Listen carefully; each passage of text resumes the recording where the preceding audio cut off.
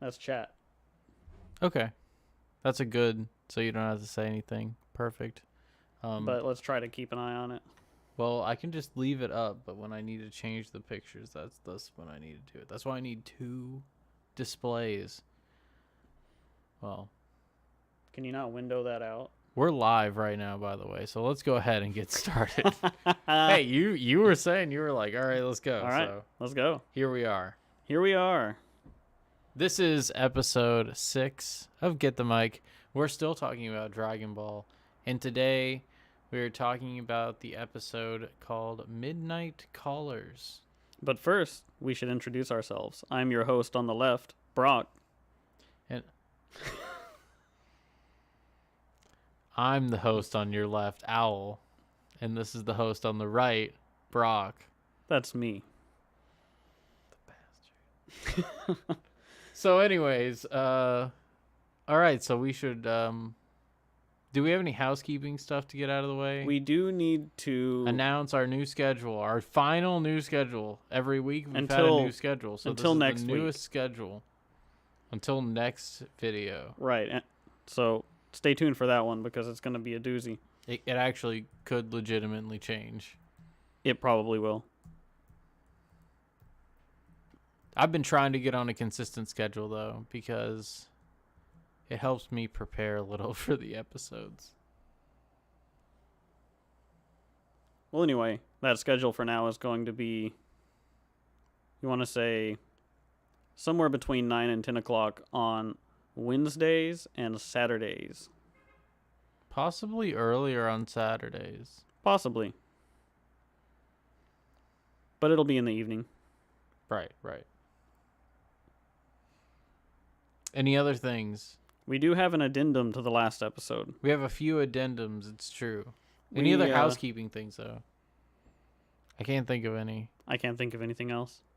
I'm pretty tired right now. We should preface this episode by saying that the date this is being recorded is January 6th, 2021.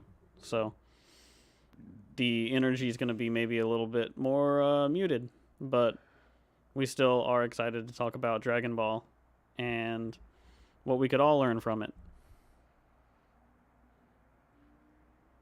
So we have an addendum to episode 5. We didn't really talk about Oolong and Puar's relationship and their interactions. I wanted to point out, first of all, there's a scene where Oolong turns into a fly and tries to fly away, and Puar turns into a fly swatter and smacks him down for the second time in the episode. I just think it's funny that Oolong is so impotent that he can't even escape from an an immaterial, dishonest representation of femininity. Oh, right. A shape-shifting. Yeah. Almost like an e-girl, I guess. Sort of. Like maybe what Yamcha's idea of a girl is sort of in its amorphous, unrealized form. But I just think it's funny that Oolong can't even escape that. He's just so weak.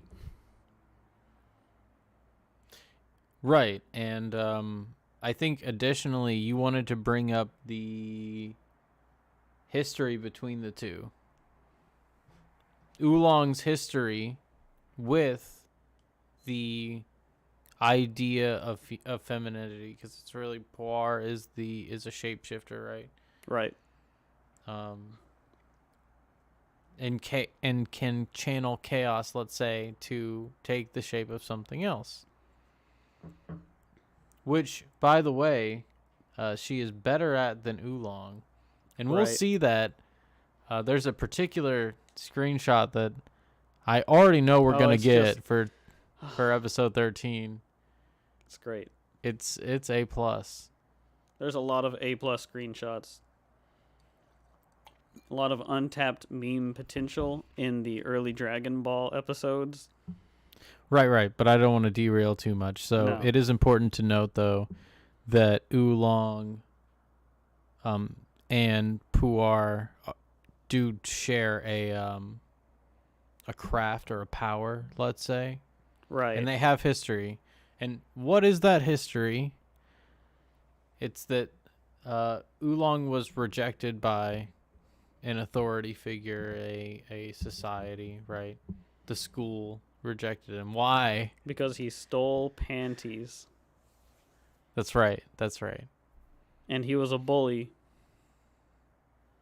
So, wow. So not much has changed. So yeah, he's a pretty, I would say he is a weak in character. Extremely weak. Well, I was going to say that the point of bringing it up again is that he's already demonstrated his masculinity in the school setting as an adolescent, and he didn't learn his lesson then. Mm-hmm. There's a reason why Oolong is short. He's also kind of childlike, very mature, right? Oh yeah, I mean we see this across the whole first season at least. Pilaf's Child Emperor. There's all these childish characters that kind of reflect Goku. Mm-hmm. And Goku's not really. Yeah. Like that. He's naive in a different way. But right, what else did you want to talk about? Because you specifically wanted to bring up their meeting. Oh, I just thought that it was interesting. I wanted to see if you had something to say about it.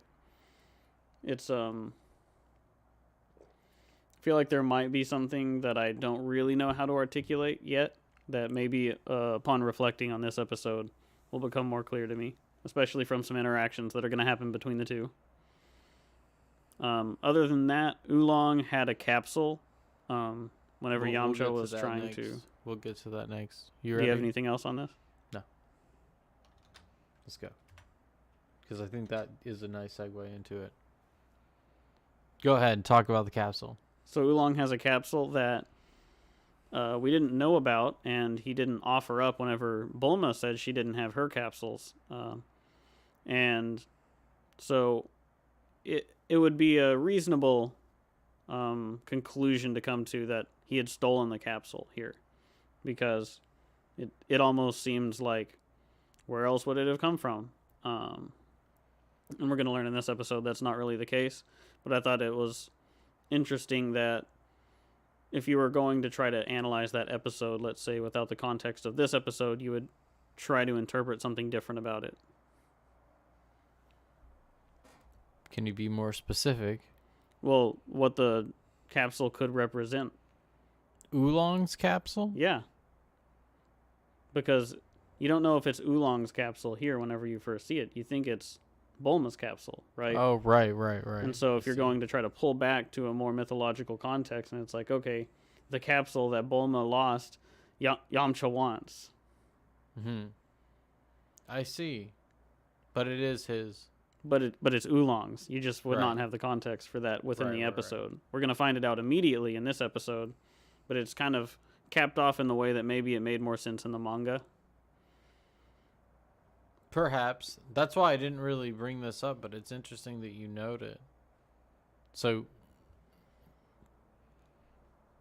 your interpretation before we got to the next episode was something like that? Well, it was skewing that way, right? Because it's like this ancestral feminine power, sort of, that Bulma had been tapped into that then lost.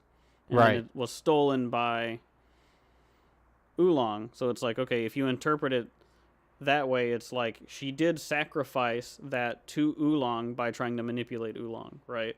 Oh, right. And so that was kind of where I was skewing with my interpretation of it, because then I'm kind of tracking the capsule in a sense that way, right? So that kind of threw me whenever it was like, oh yeah, this is just Oolong's capsule, and they write it off immediately with a one-word line. But we'll get to that.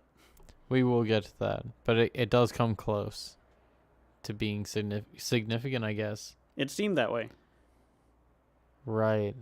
See, and that's something that I am glad to have you around for, because I have seen this show many times. And having done so, I do know the context of the capsule here before there was even analyzing. When it was on like Toonami. I was watching it, so it was when I was a kid. So I've always known the context of like every plot point of Dragon Ball and Dragon Ball Z. So I'm glad that you are here because you've never seen Dragon Ball. This is your first time seeing Dragon Ball. Right, I can get hung up on things that normally you would accept as normal because you grew up on it. It's just like an accepted plot point, It's a good right? thing. I like it. I think it's a good interplay. I think that's an interesting interpretation. What about the line "so hungry" here? I think you had a particular point you wanted to say. Do we want to talk about Goku's appetite? I mean, we can talk about Goku's appetite. I have thoughts on it. Do you want to do that as a housekeeping, or do you want to get to it?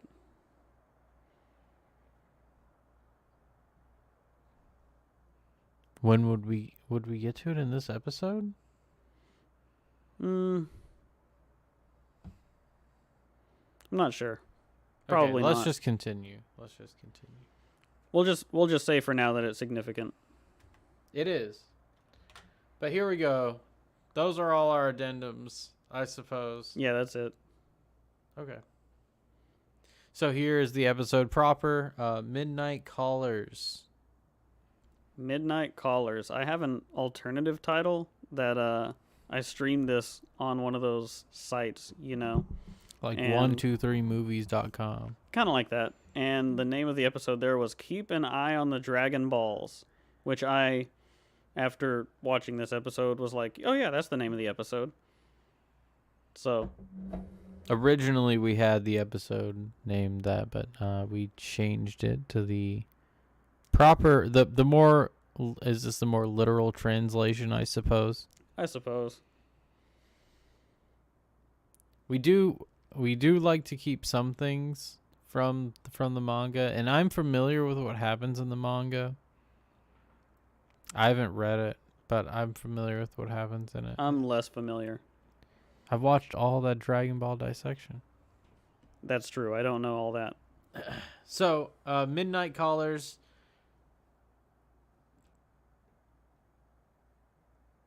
Man, it's been so long. Go ahead, Bob. So Midnight Callers starts out, and Yamcha says that he's going after the crew, and then Poir reminds him about Bulma, as Poir would, and then he says he has a plan, which I sort of am just reminded of. I think it was a screenshot in the last episode of his scouter-looking tracking device. So it's like, yeah, I have a plan. It's literally just that. That's his plan. He's going to follow them and just wait for them to do shit for him. So that's how it starts out. Wait, that's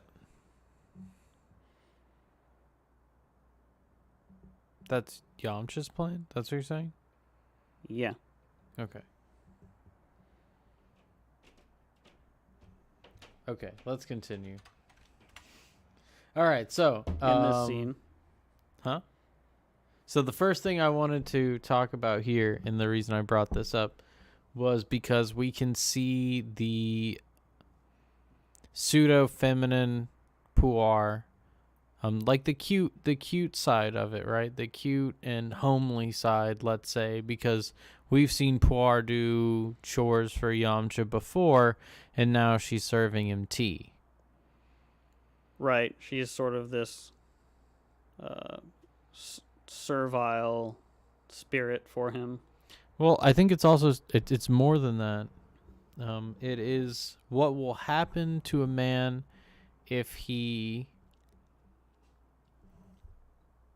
makes a servant out of the woman, out of women, let's say.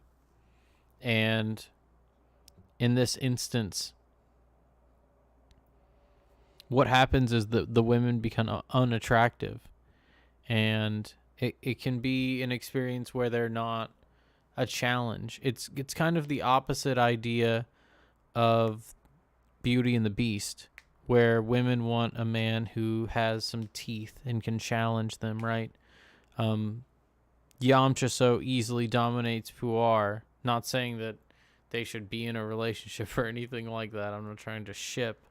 But what I'm saying is the easy domination shows in the complete asexual relationship that they have shows that Yamcha is not attracted to simply those feminine qualities. And if you notice, Bulma has almost none of the qualities that Puar has as a character. Right, well, you could say Bulma's a very masculine character compared to Puar, right? Right, exactly. And that's what happens when you turn your wife into a maid. Yeah, I think it's pointing out one of the themes of Dragon Ball here, in that it's in our nature to want to be challenged, and so this is not a meaningful way of being. And so, because it's not meaningful, it's a sort of meaningless way to be. We see that Yamcha surrounded himself with things. He just wants to steal things. We see his cave where he's facing away from the light, right? So this is that, right? Well, yeah, he's hiding away. Mm-hmm. But that's really what I wanted to say about Puar in this setting during this clip. Did you have any words, or what do you think about that analysis? I think that's pretty accurate. It's well, it's very traditional in the way that Dragon Ball shows that this mythological hero's journey, both masculine and feminine, is about finding the balance in a loving relationship, let's say, right? And so Bulma's original quest with the Dragon Balls is to find a boyfriend, and that's why Goku's ultimate journey ends up where it does with Chi-Chi. Well, right. I mean, if we're gonna mention and why Chi-Chi is the way spoilers, that she is, yeah, spoilers. Chi-Chi is a character. So we're seeing that this way of being for Yamcha is not meaningful. This is not the way to be writing the Nimbus say. But it is also not to say that there isn't a proper way to be a, let's say, a homely wife in Dragon Ball, in that mythology. Because we'll get to an example where it does work. Yeah. Okay. I don't think there's much more to say on that one. Right, no, I think we're good. So I'm going to the next clip here. So the show opens. So sorry about that. I was a little absent-minded there for a minute before we started the episode. I'm pretty on track now. So I'm going to keep summarizing like I was before.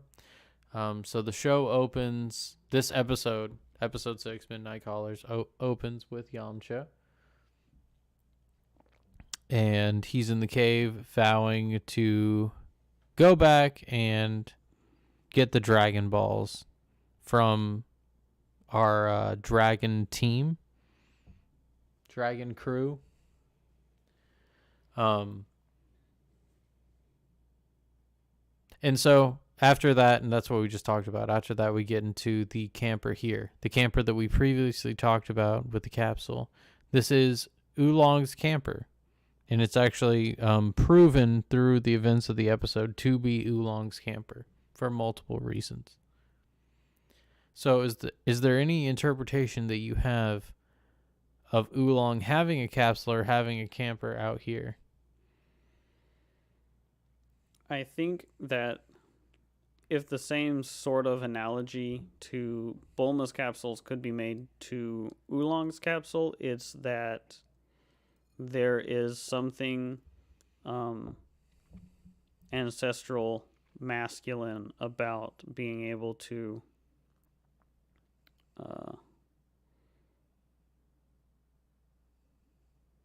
protect people in a situation in the desert, say. Would that be a way to put it? Say that one more time.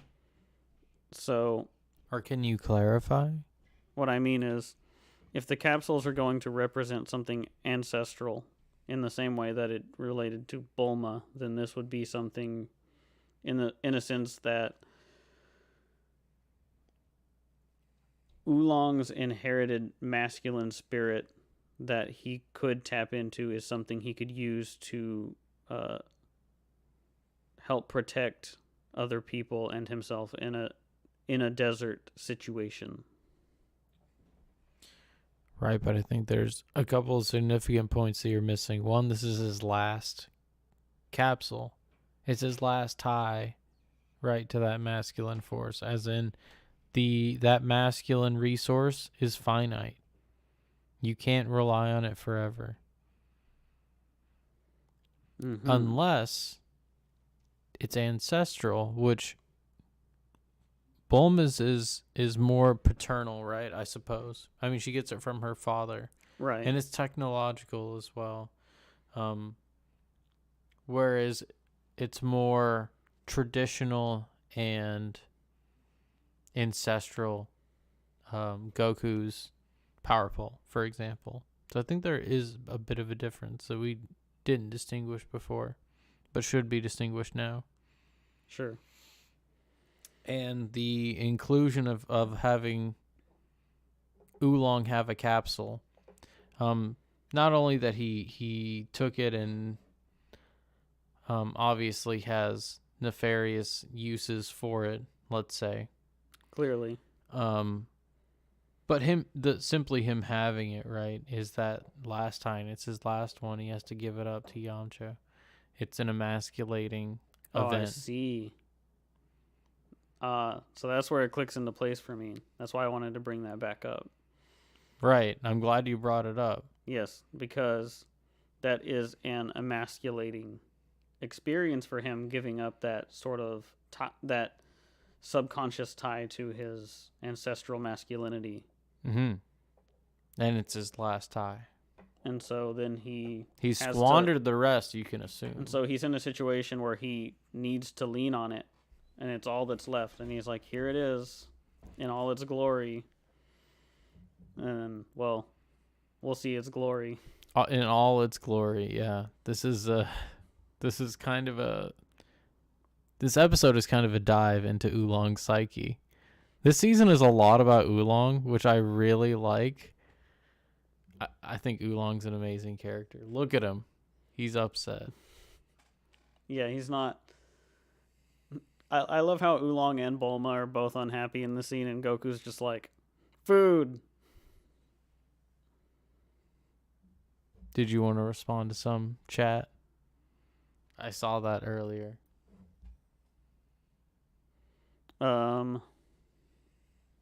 I also thought that he didn't start tracking them until the end of this episode.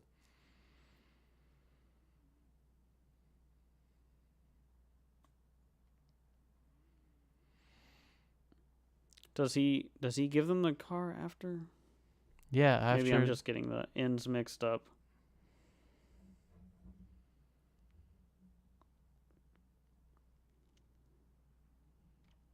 Oh, yeah, that's right. No, I think I just noted that then in my notes because I wanted to bring it back up. But yeah, so he says he has a plan. We'll see his plan later.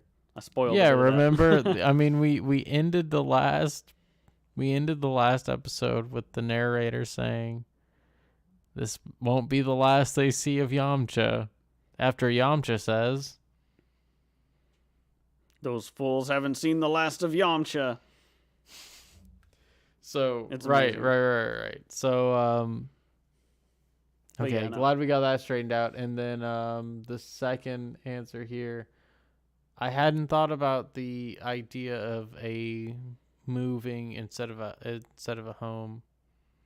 Well, I think it does make sense that he would have a moving home because, you had pointed out before he could just get up and run away whenever he had tyrannized people too much or if he was bored with people, right? Obvious analysis. And so it would make sense he has a mobile home. Desert notwithstanding, I think. But remember what we were saying about the desert last time. Right. So, we see that, or we saw whenever Bulma was able to pull out her capsule, in the wilderness, right? And have a home up here. And it was a static, traditional looking home. So with a TV. Yeah. But now we see what Oolong's home, so to speak, looks like. And it's a mobile home that has some funny characteristics. Yeah, we'll say that. So also, just to briefly mention, Goku is eating. And he keeps eating for the duration of this scene. Bluma is curious as to why Oolong didn't tell them that they had this capsule. And Oolong says, "You never asked." It's true, and they never did. Technically true. Technically true, but also I don't think Oolong would have told them anyways. It's not something that you share with someone easily, right? Mm-hmm. Let's say, especially in this setting. So I think that's pretty much it for this. Oolong's upset because of the scrutinization against him, the scrutineering. What's the word for that? What's the word for that? It's definitely got to be scrutineering, but it's scrutiny. Goodness. Oh yeah, so Bluma asks for a bath because she is all dirty from the adventures in the desert. And so Oolong shows her to the bath, but he has some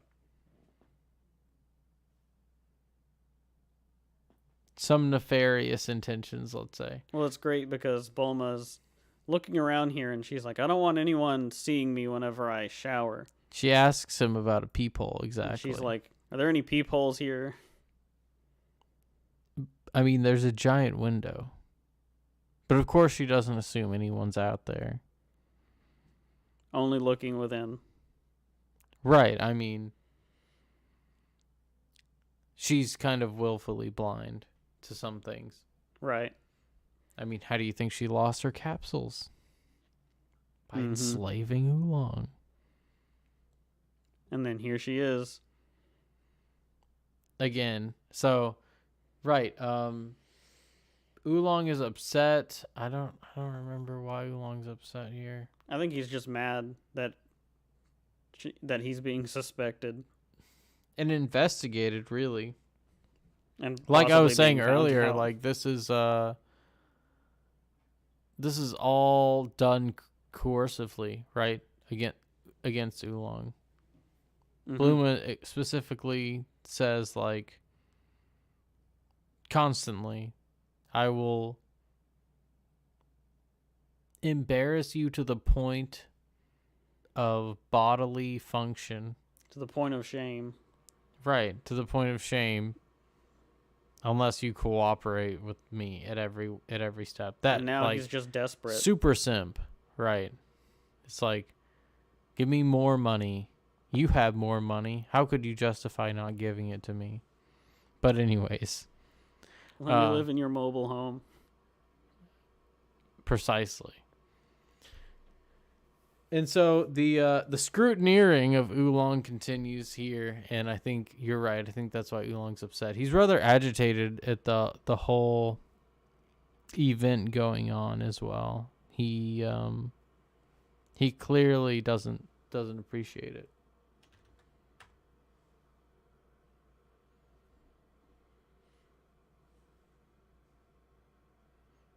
But let's go ahead and continue.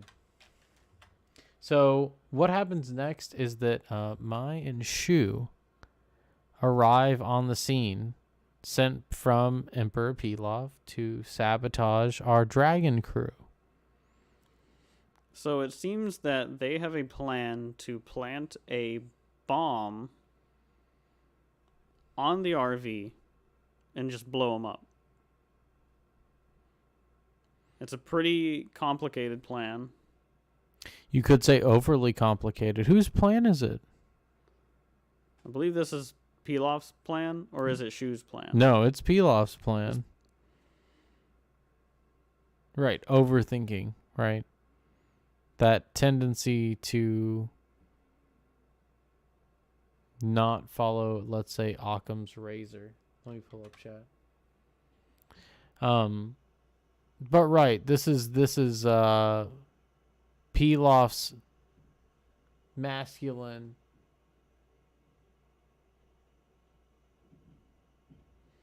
and feminine portions, let's say, that are carrying out this mission, and the stunted masculine as well as the feminine aspect. Now, I think it's important to note that the time, right? They set it for a certain period of time that's outrageously long, and they initially mess up. They're kind of bumbling, right?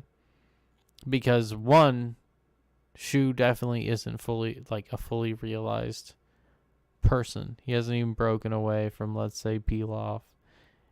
If he was even ever going to be his own character, which he never does become his own character. Let's face it. Because, yeah, I mean, we're not going to talk about Super. Hey, is that Trunks' girlfriend? But right, they come in and they break on the scene to disrupt our dragon crew. I like what Grisombra pointed out here, that Oolong tells her that he has both soap and shampoo, and then both of the bottles are shampoo. This obviously points out that Min used 2-in-1. Yeah, that is a good point. Proper products, so Bulma just can't even have her proper. Right, I mean, she's away from luxury. She's used to that luxury provided by her ancestral spirit, more or less. I mean, not the spirit that she adopts. No. But right. I think that is a funny thing to point out, though. I mean, I don't actually use 2-in-1, but oh no, men don't.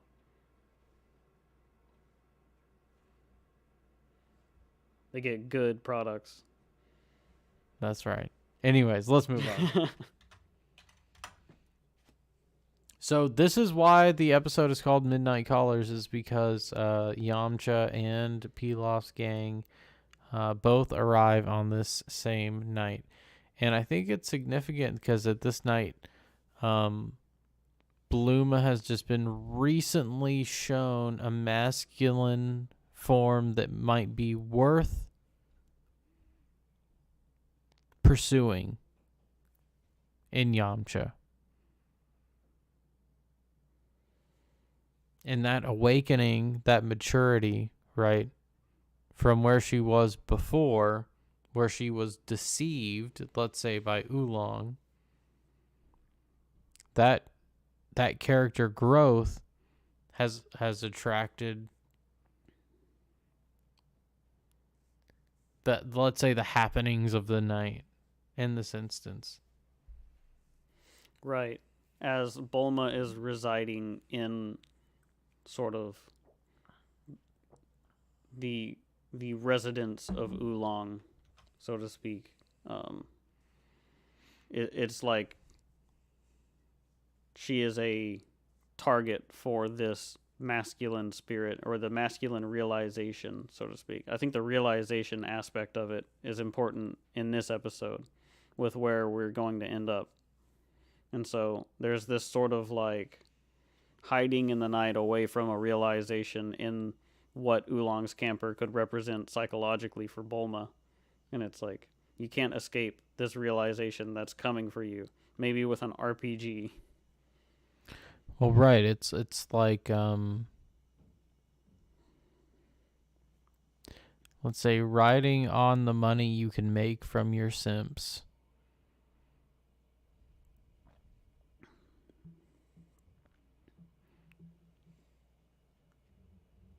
And we'll see that the masculine form bursts that bubble, is what does it. It's not the childlike whims of Pilaf that does it ultimately. Right. Right. It needs to be a more realized. And we'll talk about that. And more Let's substantial. not get too far ahead. Right. So Yamcha and Puar are here. They're ready to steal the Dragon Balls so that Yamcha can finally get married. That's his ultimate goal, is to not be afraid of women.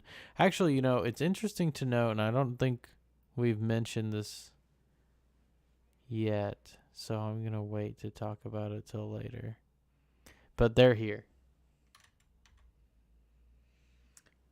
We get an explanation next of the Dragon Balls from Goku. So Goku is showing Oolong the 4-star ball and explaining to him what the Dragon Balls are in this scene. And I think that this is a big character moment for Oolong.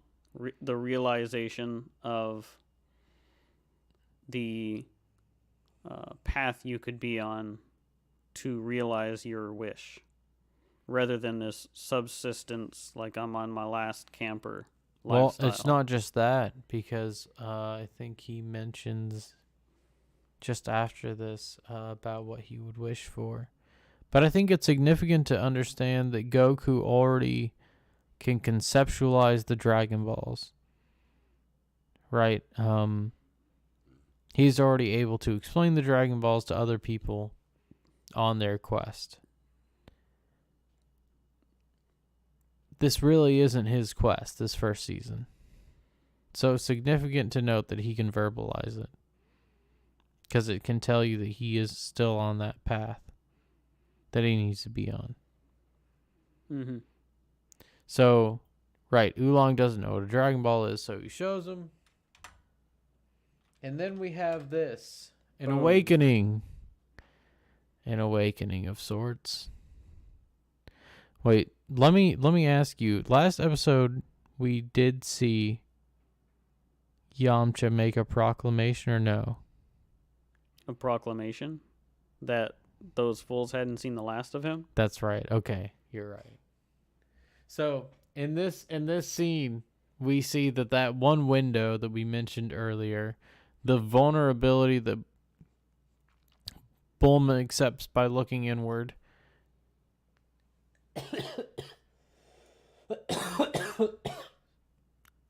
My apologies. The vulnerability that Bulma accepts by only looking inward can be penetrated, no pun intended, by the masculine spirit that is Yamcha here. Now Yamcha sees a beautiful woman, and what can a beautiful woman represent here? Not all, that Yamcha is not all he could be, right? And he is shocked by this, completely shocked. Did you have an analysis here? I just kind of wanted to point out this sort of the Bulma aspect of this happening as well, which is that Bulma has accepted this sort of this bubble. I like the term bubble for it, right? Like she's living in a bubble right now, being reinforced by this, ensnared masculine spirit that she's bound to her will, that is ultimately just toxic, right? So she's in this bubble, and she has turned herself into the entertainment of the person that she has ensnared. And in doing so, she has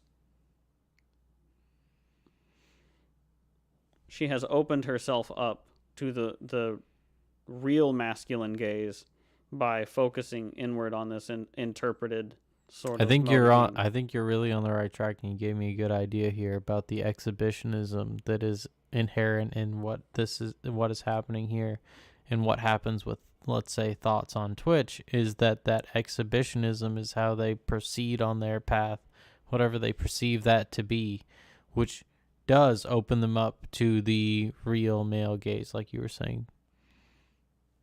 Or let's say the authentic masculine. And also when you think about vulnerability, it's exposing an ultimate vulnerability to what at this point has been interpreted as just pure masculinity. Mm-hmm. Because that seems to be Yamcha's orientation, right? He's just so focused on the masculine. It's like channel all of the masculinity that could bear witness to your vulnerability and channel it into the situation that you create for yourself. And so I think that's what's going on. Or hide away from the challenge like Yamcha currently is, and that's why he's so shocked, because he's hidden away from the idea that he could be more than he is for a long time by surrounding himself with material items, right? If we take the character of Yamcha. And that's why it's such a shock to him here.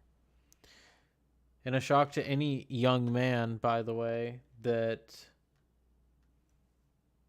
does not understand that the way to attract women is not by wishing something will happen, but by improving yourself. And we'll get to that. Oh, I think so. I mean, that's what women inspire in men. You know, that's archetypal. It's a scary idea, and that's why it shocks Yamcha into that state that you saw him in the last frame. But and then here it's like the Medusa, right? It is that feminine gaze that petrifies. That petrifies, exactly. And so here we have Oolong finishing up the explanation of dragon, and I think the dragon was something that you particularly wanted to talk about in this frame. Oh yeah, well frame. That's what I was looking for. Frame. Yes. There in you this go. Frame, we see that he's. Oh yeah. I'm such a boomer. A dragon comes out and grants you a wish is a combination of two things.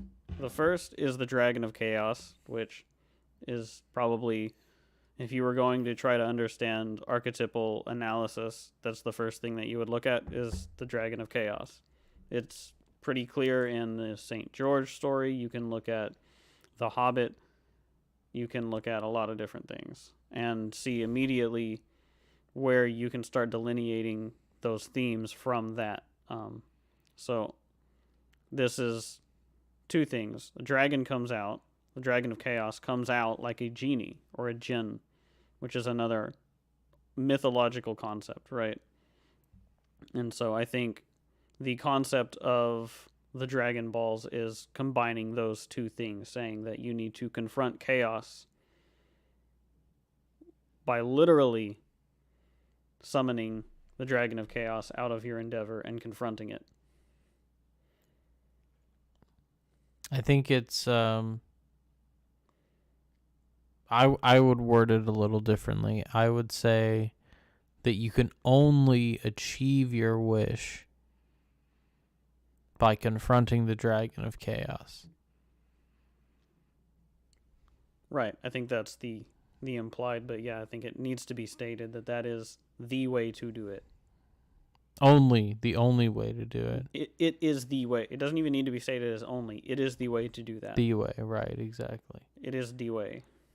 And you're right, mythologically dragons are, and I mean even in Eastern cultures, dragons are lucky creatures and they can grant wishes.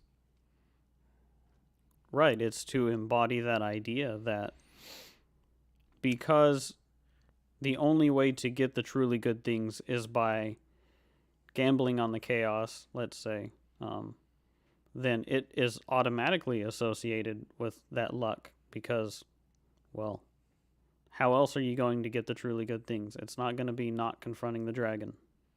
Yeah, it's not going to be hiding away, right?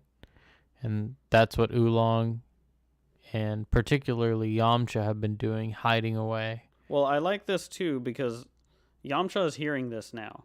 Mm-hmm. He's listening to it. Immediately after seeing Bulma, he's hearing Goku's explanation of what the Dragon Balls are. This is where we get there, right? And so he is stealing the information rather than being given the information in this situation. Mm-hmm. And he receives the wrong message from it. Exactly. He doesn't receive the right context. He doesn't receive the wisdom, only the knowledge, so to speak, I would say, because it's not being given to him by Goku. He is seeing the wisdom given to somebody else, I think, at this point in time. But I don't think that he is at a point to interpret it on his own. And we'll see how he reacts to that.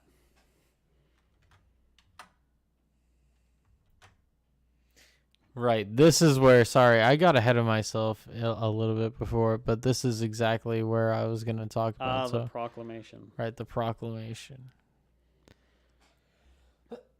So his proclamation is that this is what his wish will be. Once he steals the Dragon Balls. Once he steals the Dragon Balls for himself without actually having to gather them. Which I'm sure that's going to work, right? That's how it works out, right? It always works. He says that he will ask him to make it so that he doesn't lose his cool in front of girls. Now, I think this is actually a pretty noble wish. Right. I was going to say you have to be a pretty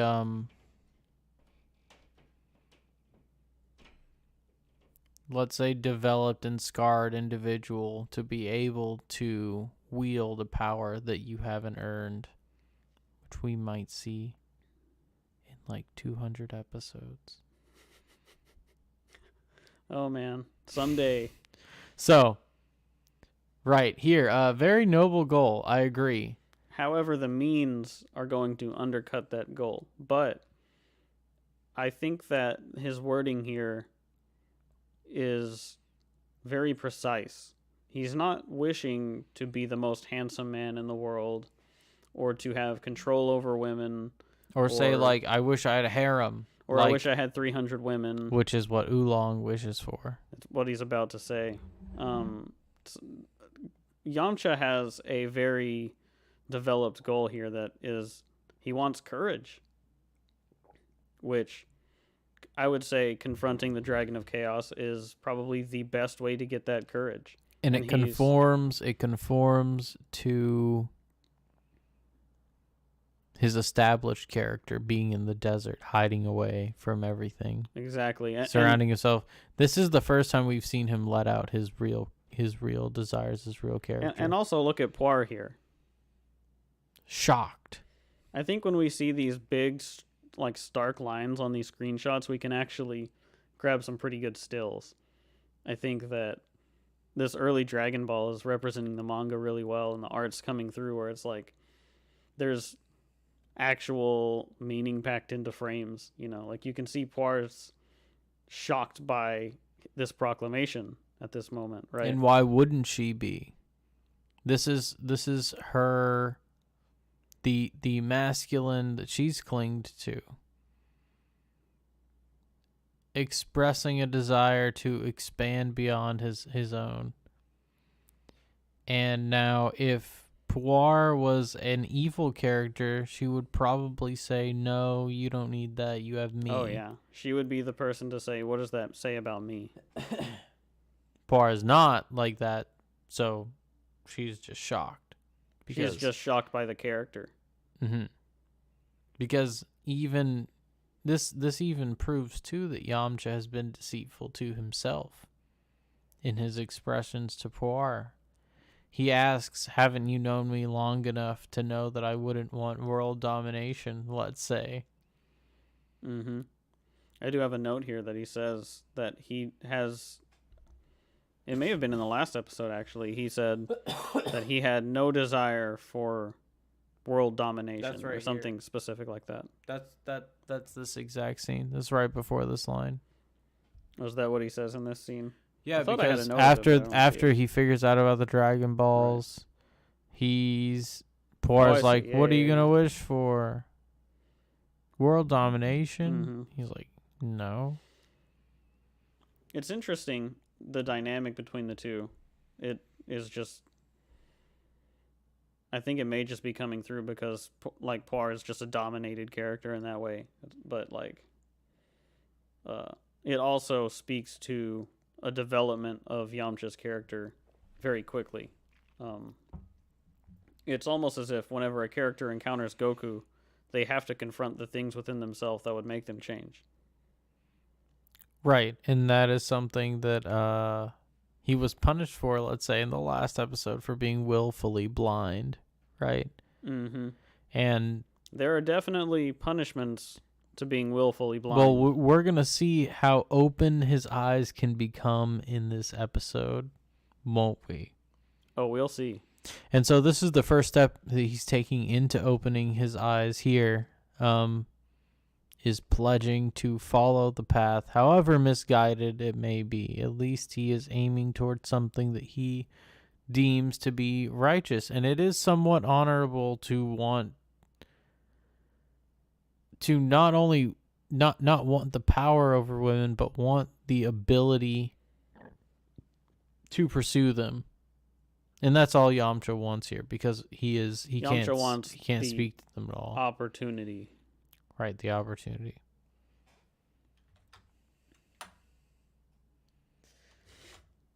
To put it bluntly, he yearns to be married. I yearn to be married.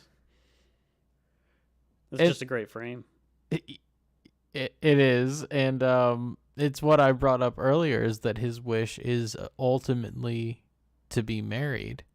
He wants someone to recognize the worth in him that is worthy of a challenge, that challenges him.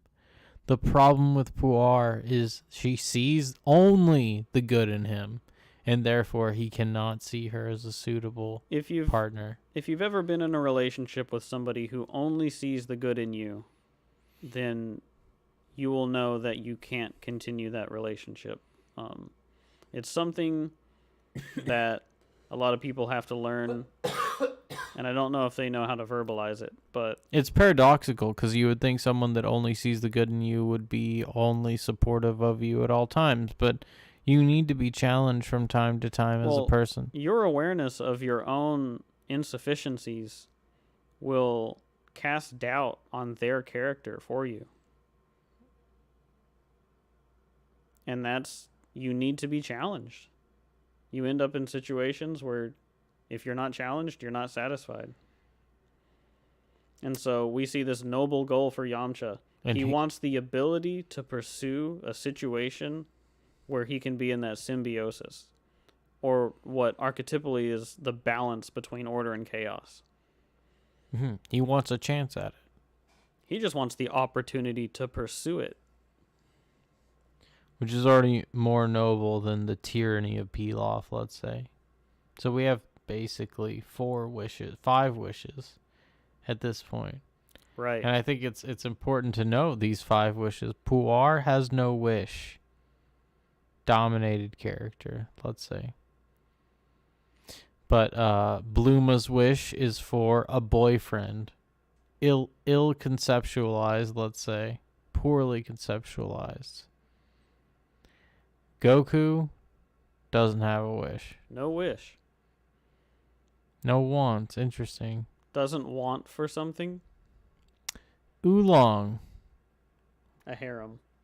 A harem. 300 women.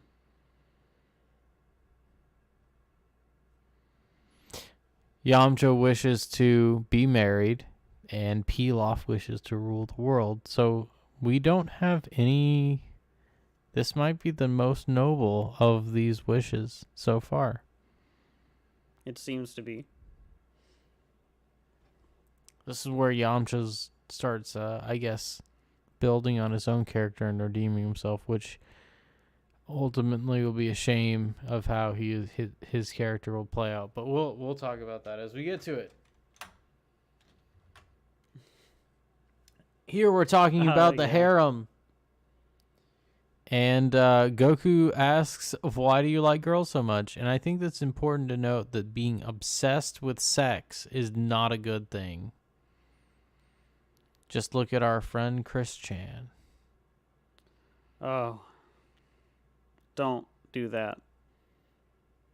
if you haven't looked at our friend Chris Chan, you have the opportunity not to.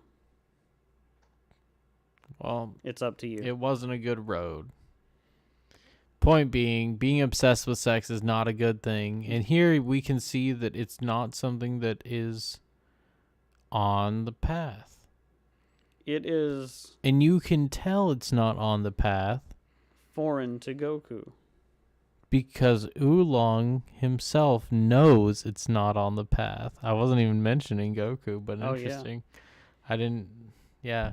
Good. Well, good Oolong, by his awareness of Goku, knows that it's not on the path, right? Oh, Oolong would blush regardless, wouldn't he? Sure. Right. Because he's immature, right? Not unlike some characteristics of maybe better characters like Roche. Oh, yeah. Roche. Well, Roche is different, though. Different, for sure. So, right. Anything else we want to talk about the harem? 30 women, 300 women? I don't remember. I just like Goku says, can you imagine what it would be like to have 300 Bulmas to listen to? And then Bulma hears that. And is upset. Is upset. And then we get this amazing Goku face, which might be... I think we're going to get to it. But it's I think it's right around it's here. Great to think. It's great to have that input from Goku. That grounding wisdom, let's say. Because people often wish for things that seem nice, but probably won't end up as they think. And that's the wisdom Goku's trying to shine through here. Right? You haven't thought this wish through. And he still hasn't even conceptualized a wish, which is the proper path. You have to start without conceptualizing a wish for yourself. Because you can't do it at first. You have to practice at it. Goku's pointing out such a fundamental truth to him that's just like here's your one relationship with a woman right now. Like, this is reality, not the thing that you're focusing on in your head. Like, exactly. Multiply reality by 300. Right, telling him to ground himself and be honest. Well, right, multiply reality by 300 because he can't handle one Bulma. How could he handle... Right. It's like, what would you do in a situation like that? Yeah. Do nothing? I think we do have that picture, though. There it is. I love it. So this... I'm just going to let Brok take it away. I don't remember why he says this, but I'm really glad he does, because we have this image. No, he says, imagine having 300 Bulmas around. They don't even have... Did you know they don't have male genitalia? And that's when Bluma comes in. I see. And he's like, wow. And I guess she hits him or throws something at him. Was not having a pee-pee or balls supposed to be a secret? Well, it's just hilarious that Goku's just so oblivious to the self-consciousness there, I suppose. Well, let's say he's not conscious to the vulnerability because he's not very vulnerable. Right. And so he's not conscious to let's say vulnerability is a better word. Especially like female vulnerability. Mm-hmm. We'll get to that next episode. Yep. But yeah, so here I think this is the face that you Well, there's two of them. This is part one. The other one will probably come up soon, but we'll move on. Yeah, we'll move on. Okay, so right, Oolong decides to give them a drink. Gets it out of the fridge, gives one to Goku, gives one to Bluma, and tells them to drink it. It'll make you stronger. It will make you stronger. So this is Oolong specifically manipulating his knowledge of his friend against him.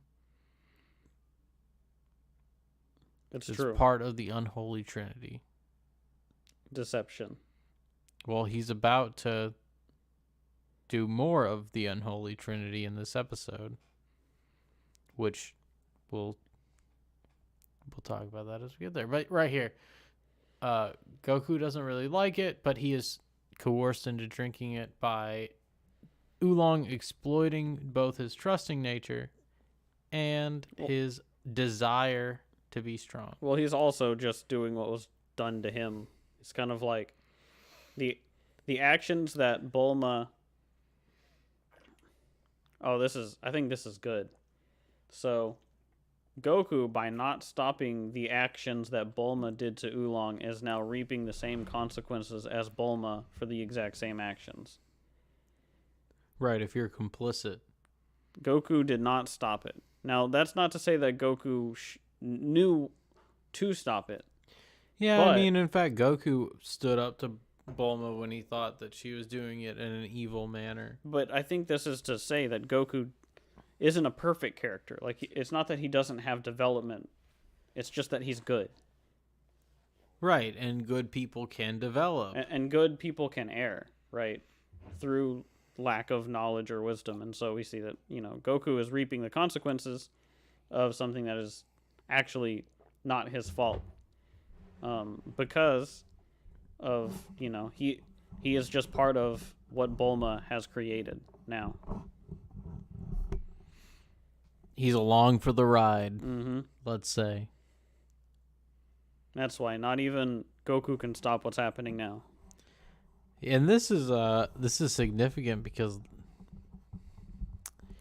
I don't think we see another time in the series in which Goku is stopped by any normal means, let's say. And there's a significant reason for that, but we'll get to that as we continue in season 1. Anything else we want to say about the juice? I think that's pretty much it. I think that's it for the juice. So here we can see the ineptitude of...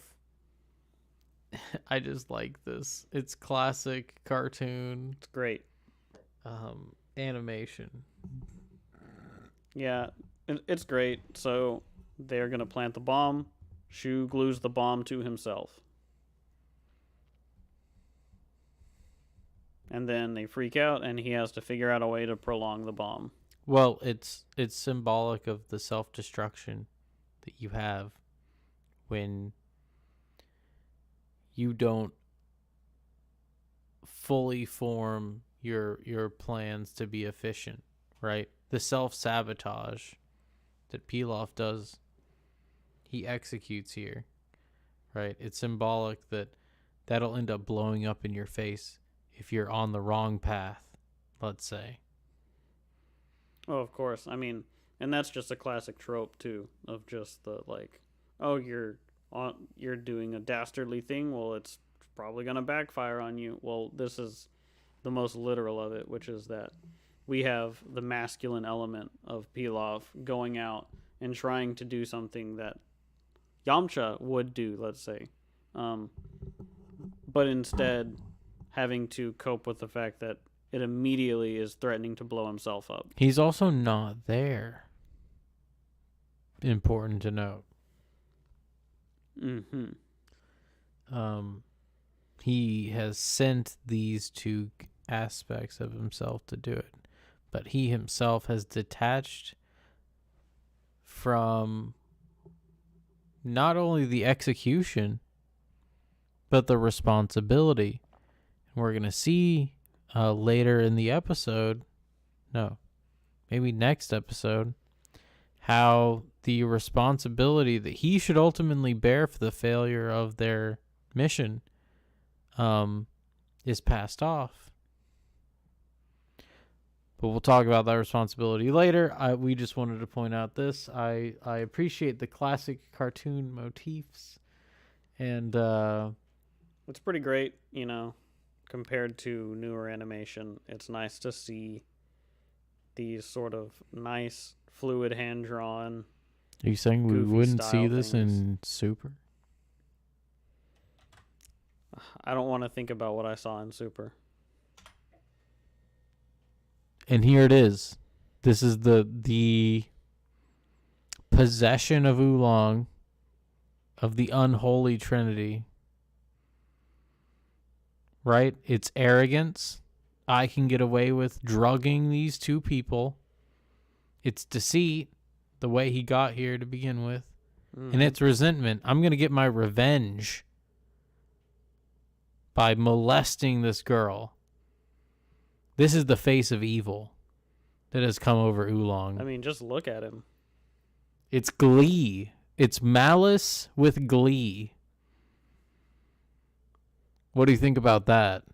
And it's wearing a nice hat. Was that your interpretation? I had not applied the unholy trinity, so that was not my interpretation. But you're right in that this has aligned to invite the malice of someone like Pilaf into the situation. Exactly. I think that upon watching this the first time, I was kind of like, oh, why is Pilaf here in this episode? But the more you think about it, it's kind of like he is representing the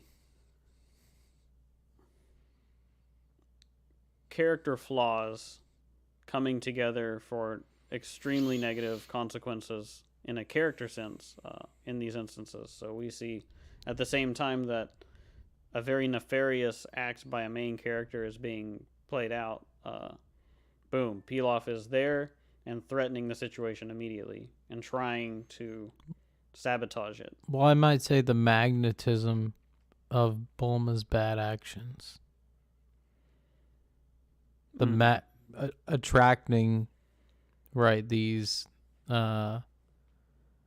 flawed aspects of masculinity. Although, let's say, Yamcha's a lot less flawed than Pilaf.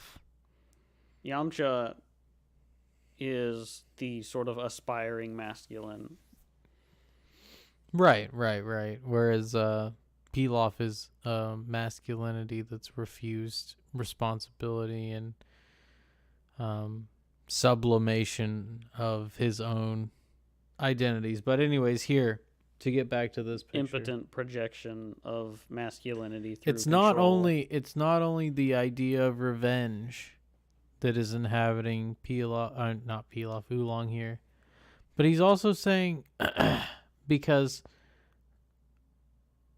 remember what we've said about Bluma, and a beautiful woman has the inspiration to make you really think that you could be more than yourself.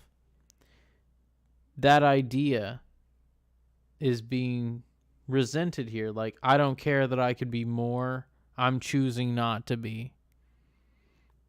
And so that, I just wanted to solidify that last piece of the unholy trinity. That idea of circumventing it, right? Mm-hmm. Assuming that you deserve something without earning it in that sense too. That's like presuming a moral character of yourself without grappling with it. It's like, I assume that I deserve to have this experience or to have this from a person or whatever, right? And I've been denied it too long, so I'm going to just take it. And so I might as well, I deserve it so much, I deserve it more than the other person deserves not having this happen. Right. And so we see his intention. Oh, wait, no, we don't. Not yet. Not quite yet. Now we see this intention. There are two characters on screen. We're going to shift gears here. So I didn't have an analysis of what happened here, but it's definitely interesting. You didn't have an analysis. I mean, I knew that this was significant. Just looking at it, I was like, oh, of course. But I wanted to wait to try to puzzle it out live instead. So, do you want to give it a shot? Yeah, I'm just going to free associate this one. So the emasculated, or not emasculated, but more dominated feminine aspect that shape shifts for him to fit, I guess, what his interpretation will serve him at the time. His needs, let's say, will serve his needs, his material needs, but doesn't challenge him. Well, I'm trying to puzzle out why it's significant that turns into a key to enter Oolong's domain here. Oh, that's easy. Because Oolong is unlocked by superficial female traits. Oh, of course. Right. That's it. That's one of those things where it's like, I know this, I don't really know how to articulate it.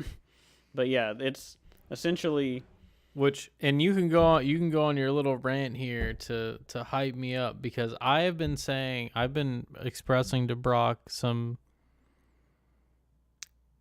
ideas that I've had about this and thinking that they were obvious, but he's been telling me that this is not obvious. So like right there, our exchange right there, like that's just obviously what I thought when I saw this scene, but he was like, I couldn't even articulate it. So do you have any ideas? Do you have any words on that?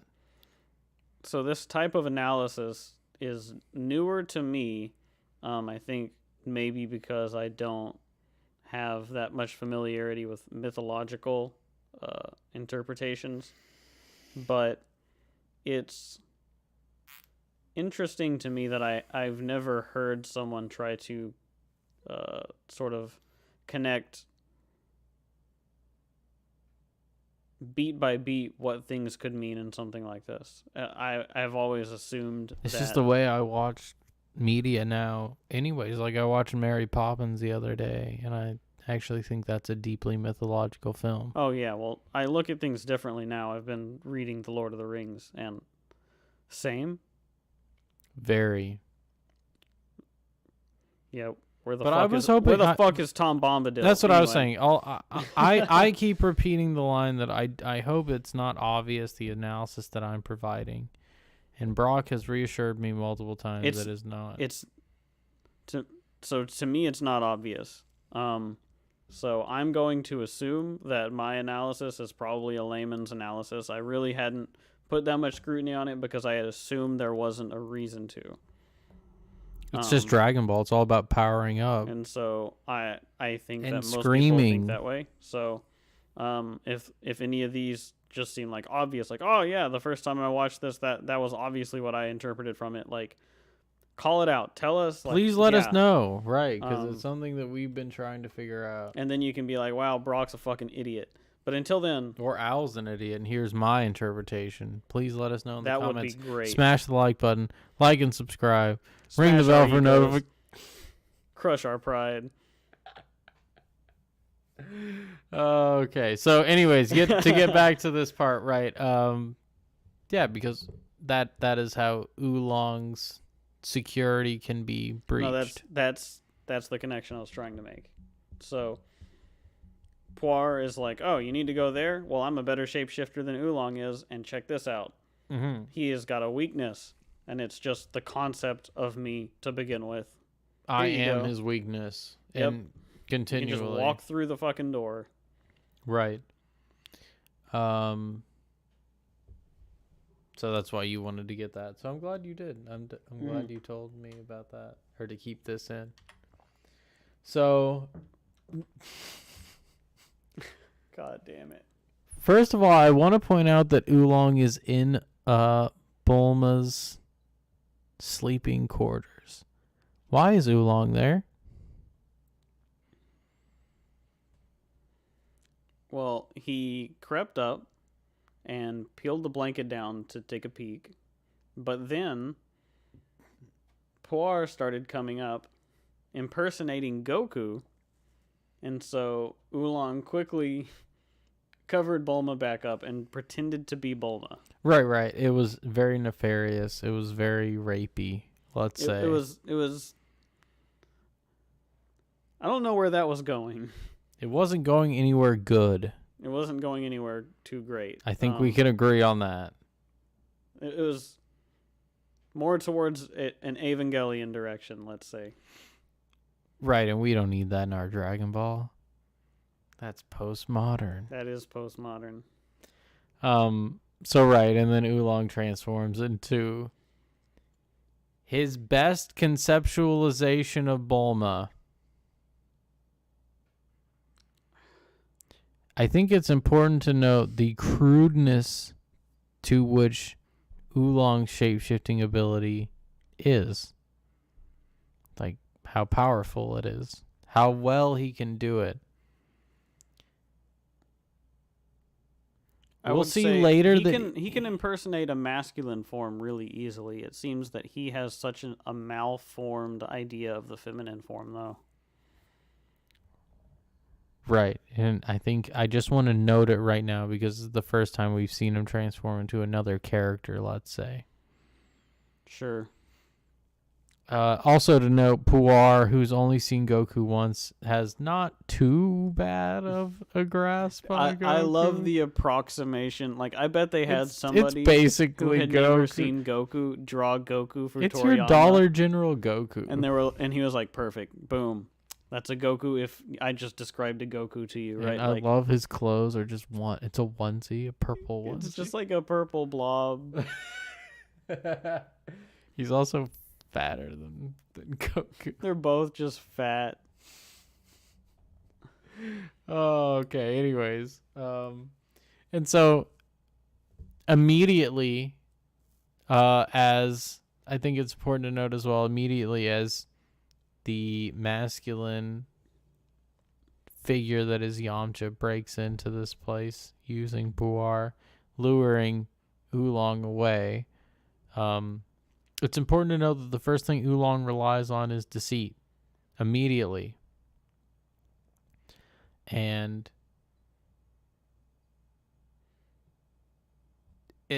it doesn't work. Chris Sombra says, why is Oolong's transformation so poorly realized? Not all of them are. Some of them are, but it's because, and I think I want to get to this either next episode or the episode after, it's because of the effort it requires to do to actually do the transformations.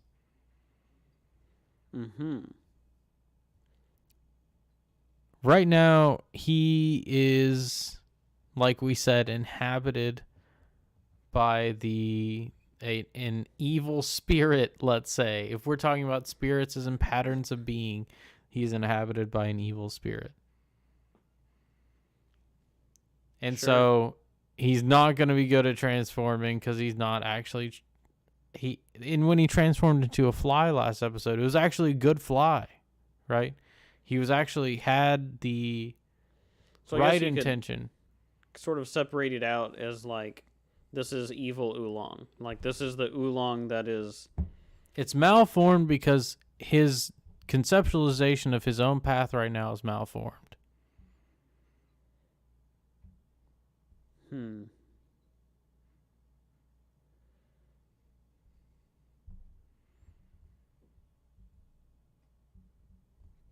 addition to, because we're going to get into later some examples of him not being able to transform well either. But in addition to what you were saying about his ill-conceived notion of Bulma in the female embodiment, right? Mm-hmm. That's on display here. But we'll also see later some instances of high stress and pressure where Oolong is not able to perform as well as he could. It is funny, too, that,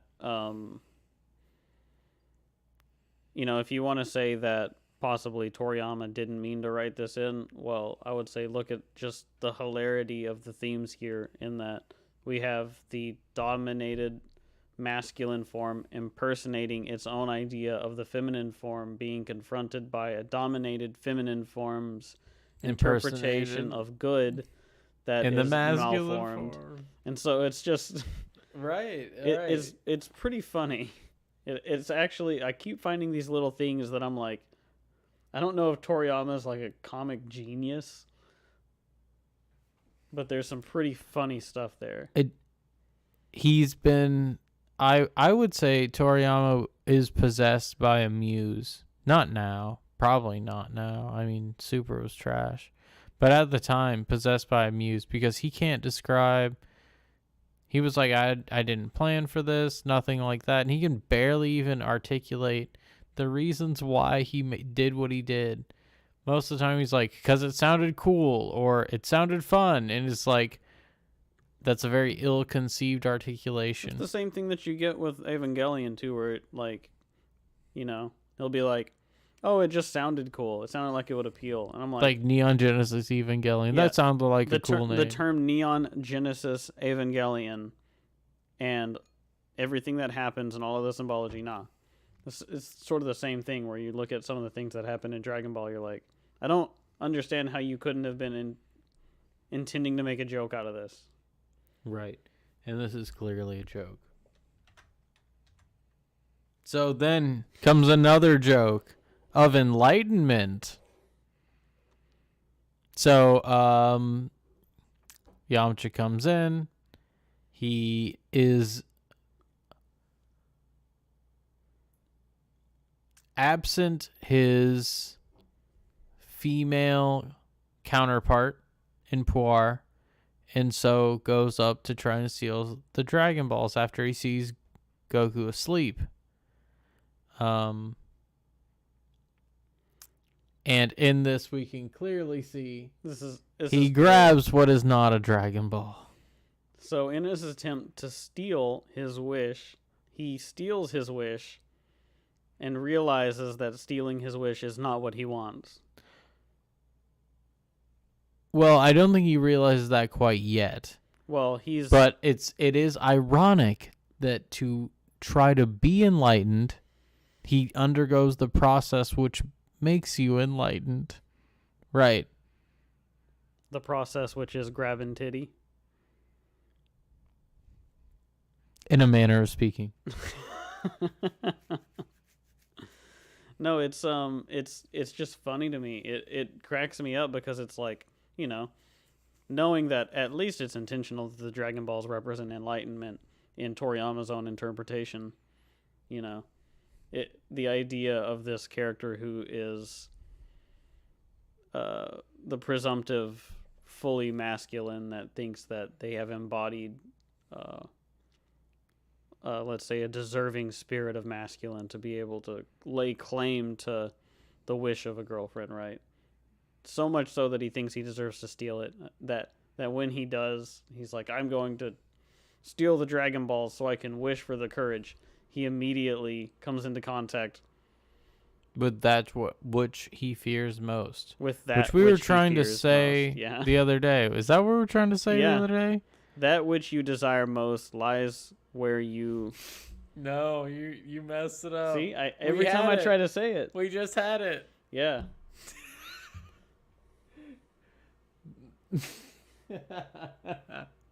Is it that which you seek is lies where you fear most to look? No, where you least wish to look, let's say. God. Anyway, that right, that so which you Yamcha seek lies with where you least wish to Yamcha has look. essentially tricked himself into confronting that dragon right here. And what I mean by enlightened, like your eyes become open like in this. a literal manner of speaking. You realize that you could be more, and to be worthy of this, to be worthy of having a successful sexual relationship with someone, that you need to understand your own limitations and become enlightened. And that's what we see. Not here, because, oh my goodness, I was trying to lead up to that frame, but oh well. Here we do see the play out of the joke. We see that they are both tricking each other. And Puar is actually quite surprised. Bugging out. Puar was fooled because Puar's interpretation of the Puar, do you smoke? Sometimes I do. Is clearly not fully realized. Puar, do you smoke? Me? Never. Me? Never. Not on Thursdays. No, but it is significant to note that Puar, being a dominated character, couldn't conceive of someone else besides Yamcha influencing them in such a way. That too. And it's also just like for Poir to interpret that as Bulma is funny to me. It's like, yes, just right. Just poor little Poir. Someone who couldn't conceptualize the sexualization of the female form, which is why Poir is a cat, because that should never be sexualized. That's right. We're going to take a stance on this podcast right now. Good. Period. End of sentence. That's it. So that's why Poir is a pet. Mm-hmm.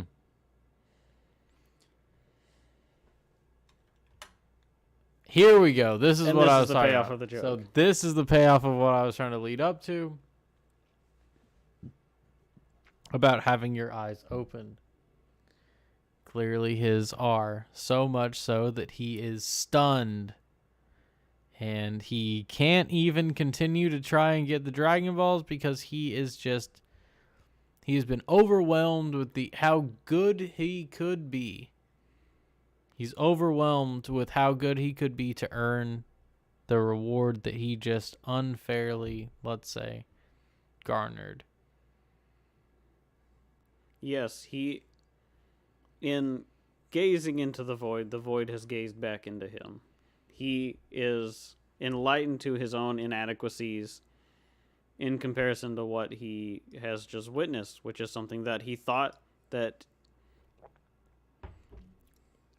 he deserved, that he could steal for himself. Well, remember, it's not that he thinks he can steal it. He thinks he can wish for the opportunity to approach it. But before you have the opportunity to approach it, you first must realize your own weaknesses. Exactly. And one of Yamcha's weaknesses is that he's hidden away in the desert, which he will soon fix by following the eye-opening revelation he's just had, thanks to Bluma. Now, this is, I want to note, the third character that Bluma has already improved their lives by interacting with them. So I don't want to hear anything about this. Bluma is not a strong female character or anything like that. She's already improved the lives of everyone around her. Not directly by her actions, but by how the masculine interfaces with her. And no, I'm not including Master Roshi. I don't think she made his life any better. No, I think he made his life worse. Master Roshi made Master Roshi's life worse. You're right. Exactly. Bulma was just... She couldn't get past that tier yet. Mm-hmm. And so here, this is what I was talking about. This is a culmination of what I was talking about with the expression of his eyes being opened by the sexual revelation he's just had, realizing he's not all he could be. So, since the midnight callers kept coming and coming, thanks to Bluma's self-inflicted exhibitionism by enslaving a masculine form in Oolong, Oolong has been forced to stay up all night to guard the camper. Looks pretty tired. He looks a little worn out, maybe nonplussed. It's almost if defending the honor of someone who is throwing it out there is a tiring and futile endeavor. Yes.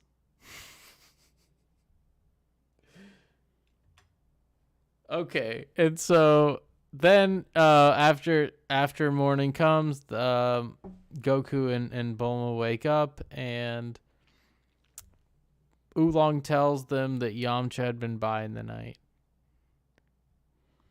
Bluma's reaction is this exact frame here, where she is conceptualizing the masculine form of Yamcha amongst a field of flowers under a blue sky with sparse clouds and plenty of sunshine. So what do you have to say about that? I think this is a good time to talk about the fact that Bulma has been unconscious at times whenever Yamcha is behaving in his negative masculine ways, let's say. And so she has... We can see what Bulma's interpretation of the masculine is through the way that she interprets Yamcha. And her idea of this boyfriend that she would be wishing for with her Dragon Balls, in her mind now, it's becoming something that looks like Yamcha, but she thinks that is this cutesy, shy. Non-threatening sort of figure, and not something to be challenged by. Something that you can dominate. Mm-hmm. And as we will see as this show goes on, Yamcha's whipped in that relationship. But we'll get to that. Yep. Oh, we'll get to that. And so by not adopting someone who can challenge them, Bulma has made the same sin that Yamcha makes with Puar. Mm-hmm. But anyways, her conceptualization here is one of idealism and naivety.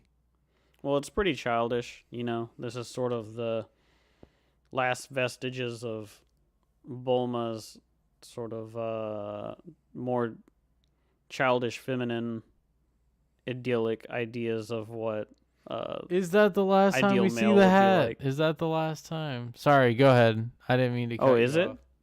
And that is the last time we see him with his hat. I think that I think that's kind of perfect. That's actually very significant that the night that he's revealed that the following the unholy trinity in the way he has is not a viable option and will only be tiring and unsatisfying, only to lose the symbology that could represent some of that, I think is significant. I think that's definitely if that's true. If it's true, then this would be a great time for it to happen because he's grown as a character. What happened to no character development? He has a character arc that we can track within the first few episodes, which is pretty great. I thought there was no character development in the Chris show. Olmber says it's true. I thought there was only weak characters. Oh yeah, that's right. Goku's boring. Yamcha's lame. He dies to a Cyberman. Sorry, spoilers. Owned. So anyways, that's the conceptualization of Yamcha. Notice how he is frowning, but in kind of a petulant sort of way. It's not like it's not a hardened, mature look. It looks childish. It looks like you said petulant, but it's almost like the sort of like angry child sort of look, right? I think petulant's a good word. I think petulant's just a good word for it. He's got that sort of smirky, sort of like tough kid look. And so it's an ill-conceived notion even for Bulma. So finally we have the very delayed action by the Pilaf crew. They set the bomb for 8 o'clock in the morning and they're ready to go. So do you think that it's significant that they couldn't do it during the night and they had to do it during the day? I think it's more significant that it ends up being part of the reason. Well, we'll get to the resolution of this plot, but I think that I haven't thought about that. Do you have any thoughts on it? I don't know if it's necessarily significant. It's just almost like this masculine element of Pilaf goes and tries to destroy the camper and can't accomplish it at night. Well, destroys, let's say, the facsimile of Oolong's masculinity, Right. subordinating even Pilaf to Oolong's masculinity, and due to the chaos that Bulma has brought into it by exhibiting herself and taking control of Oolong, that the Pilaf gang are too stunned by the operation and unable to complete their mission. And now, in the light of day, it is clear what the situation really is, and now there is a time limit on how long Oolong can be in this mode of being and can claim that this is his home, so to speak. Mm-hmm. And so, sort of ironically, in the light of day, as we've seen, the sun has come up, the uniform is gone, Oolong he's fed up with it, he's lived with the reality now.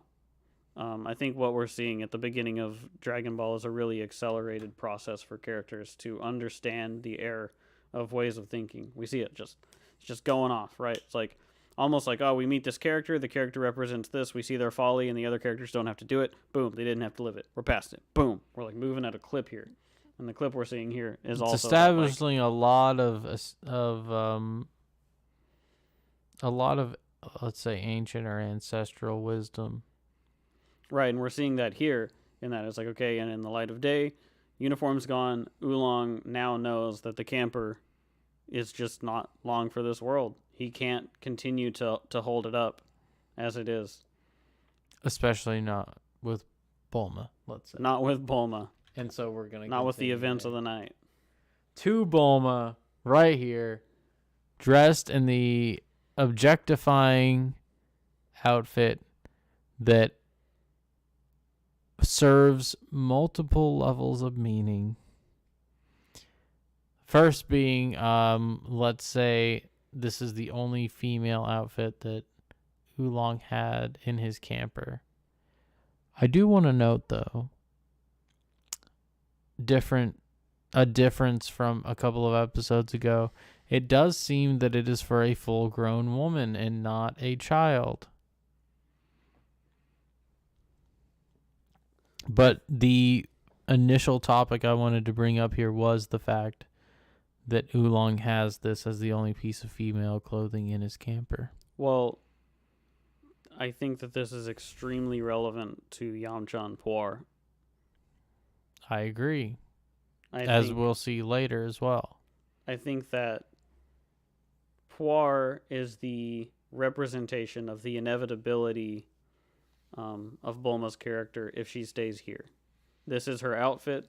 This is what she would become in agreeing that this is a way to be. If she was a thought. If she was a thought, then this is the conclusion. The conclusion exactly. is to be objectified down to the point that you are essentially a pet. Mm-hmm. And so the charade has to continue because Bluma has no other way to hide her modesty other than continuing down her thoughtish ways. And we can see here that... Well, she gave up her ancestral defenses, let's say, by enslaving Oolong. I think it's interesting, too, because trying to look at it this way, you question things that you would never question. It's like, oh, Bulma can't wear her clothes anymore. And it's like, wait, characters just wear clothes for like entire seasons. Why would a character not be able to wear their clothes anymore? Mm-hmm. Like they got dirty? Like characters they could almost be washed. Die in their clothes like every episode. Yeah. It's a significant point. So you didn't think about that, eh? Yeah, well, you normally don't. I mean, I normally don't. Normal people normally don't. Apparently, you see that, you're like, huh. Right? I mean, I do sometimes. But yeah, it seems obvious now where you're like, well, obviously she's got to change her clothes for a reason, and that reason is that her clothes represent something about her and her relationship with the people around her. And her hair, too. You know, Bulma changes her hair often throughout the series. So we'll take note of that as it happens. But right, so she has to wear this bunny costume. If she's going to be here, this is what she needs to wear, essentially. Well, and it's also a humbling experience as well because she has been used to being pampered and having a large wardrobe and things like that. So it's kind of twofold.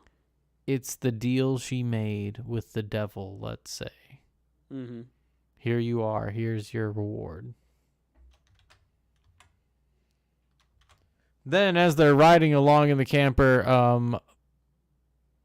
Bulma sees Yamcha and is overjoyed that a man is taking a notice. A man with some merit is taking notice of her, and she makes this face.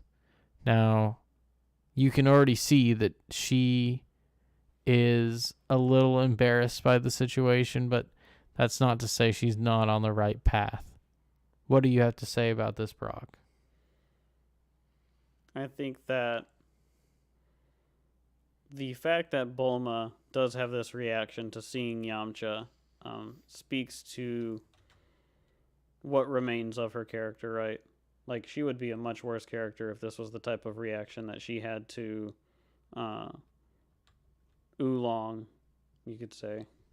Mm-hmm. So there's a reason why she has this reaction to Yamcha and not Oolong. Right. It's still ill-conceived, but she's still able to recognize that this is much closer to that path. Mm-hmm. She's much further along, like we said, than Goku or Oolong, and it's part of the reason why she can sort of order them around so easily. Mm-hmm. So I like the contrast of what's happening here, because this reaction is also based on a totally ill-conceived notion of who Yamcha and what Yamcha is. She thinks that he is this,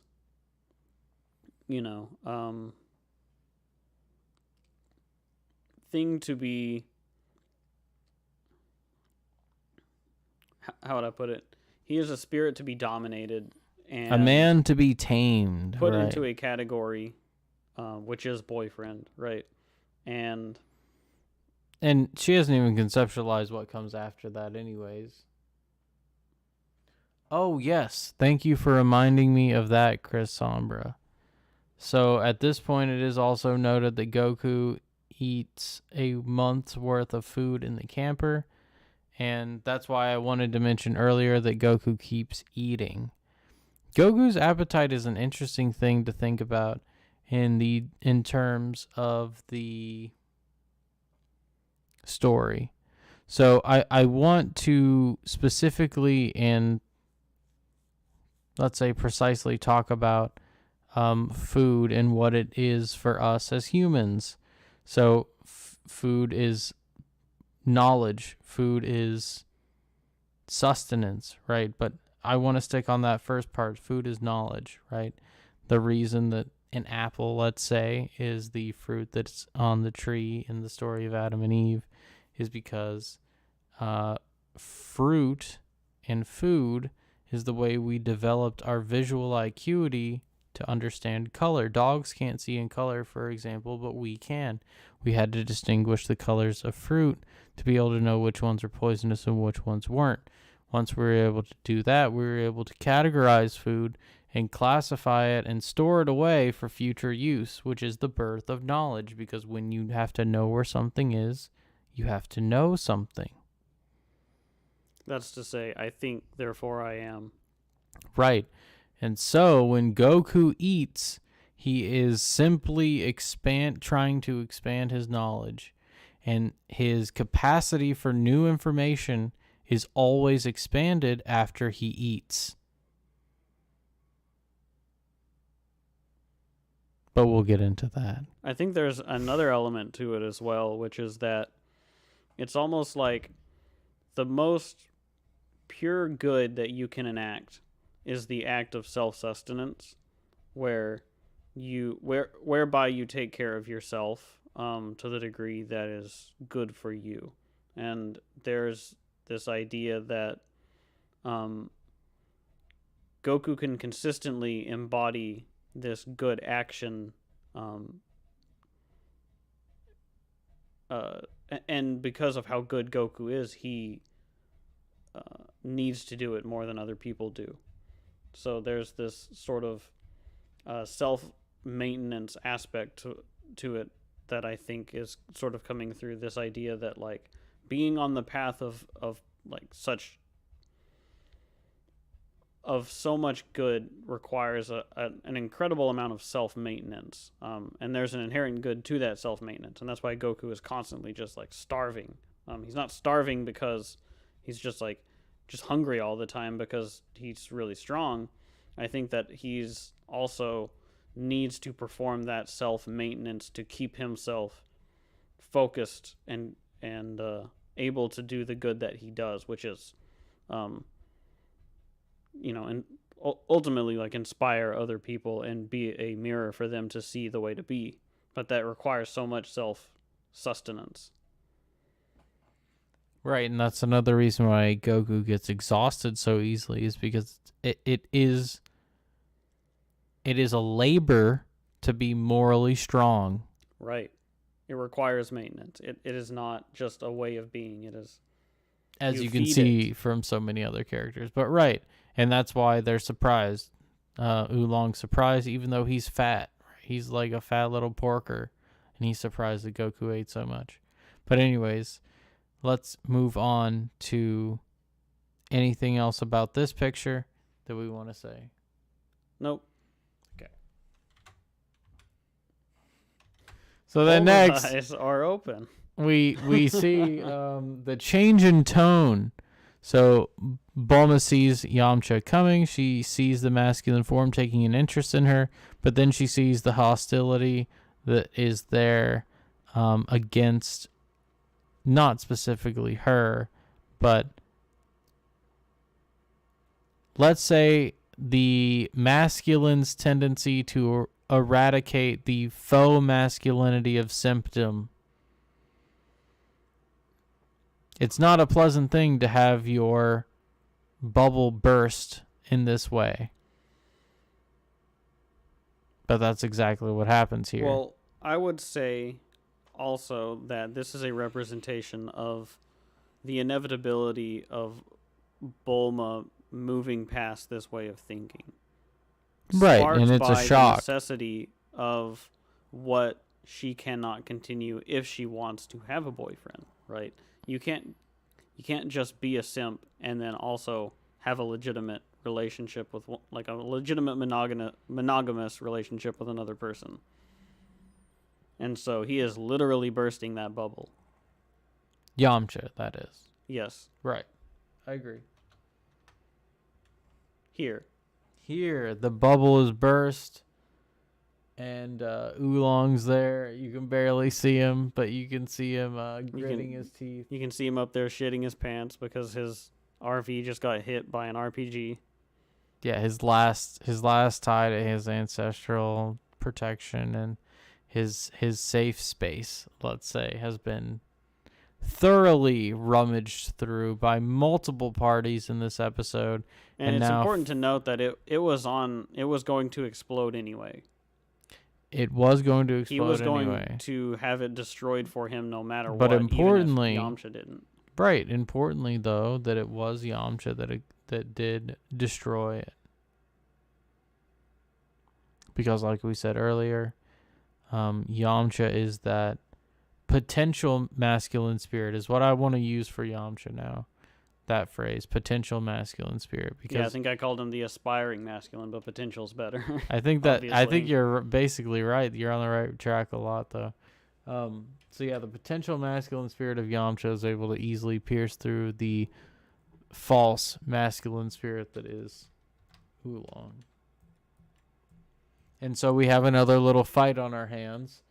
And Brok specifically wanted to grab this picture because it is a repeat from the last episode. It's not just a repeat. It is the exact same frame from the last episode. Mm-hmm. And it stood out to me because I had noted in the previous episode the concept of play and how that defeated Yamcha whenever Goku used his rock, paper, scissors technique on him. Right, yes. And I pointed out then that Yamcha had mastered at least the first part, the rock, but the paper and scissors got him because he hadn't come to terms with its value to him, right? And so here, as they get into this fight, it starts the exact same on the exact same frame. However, immediately afterwards, on the next changed, frame, right? Yes. Goku isn't able to follow it up, and they continue the fight. And Yamcha learns. So Yamcha the potential masculine has learned from his last encounter with Goku, and he's starting to see the value in that reciprocal way of interacting in the world. However, not to say that he has completely mastered it. However, because even though the concept of play was not enough to defeat Yamcha, it was still the overpowering moral good that Goku has that would ultimately defeat Yamcha here. Right. Goku is the brick wall that Yamcha is beating his head against right here. It's to say that if you do not come to terms with with that sort of better mode of being, it's a more forthright thing, right? Well, you will pay. It's almost like a. If you try to outsmart the system and say, I'm going to memorize the game, then the game is just going to change. And that's why I'm saying Goku is morally stronger, because the moral strength comes from being good at a variety of different games rather than just one game. Being good at the set of games, or the game that is playing. The game of games. Right. Right, and that's what Goku is exhibiting here. He's like, okay, well, you figured out one game. Here's a new one. Well, I do want to point out, too, that the cost of not figuring that out for Yamcha now that he's repeated and failed again is damaging to his body. To his vanity, I would say more. Yes. Well, it's damaging to him, period. Personally, yeah. In a permanent way, not just to his ego or his pride. It has damaged him. Right, it has knocked out his tooth. And as such, has damaged the viability of his wish in his own mind. Right, he thinks that without this, now he doesn't even stand a chance. So he's a little upset about it. So and he now has to confront that and say, what am I going to do about that? And we know that he hasn't really learned his lesson because of what he decides about it. But I don't know if we go straight into that. I think we do. No. We do talk briefly about this.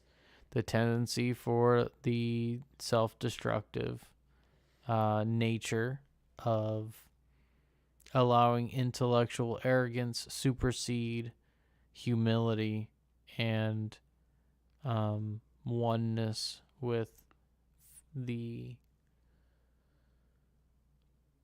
female aspects of oneself. So here we can see the Mai and Shu come by to check on the destruction they think they have wrought.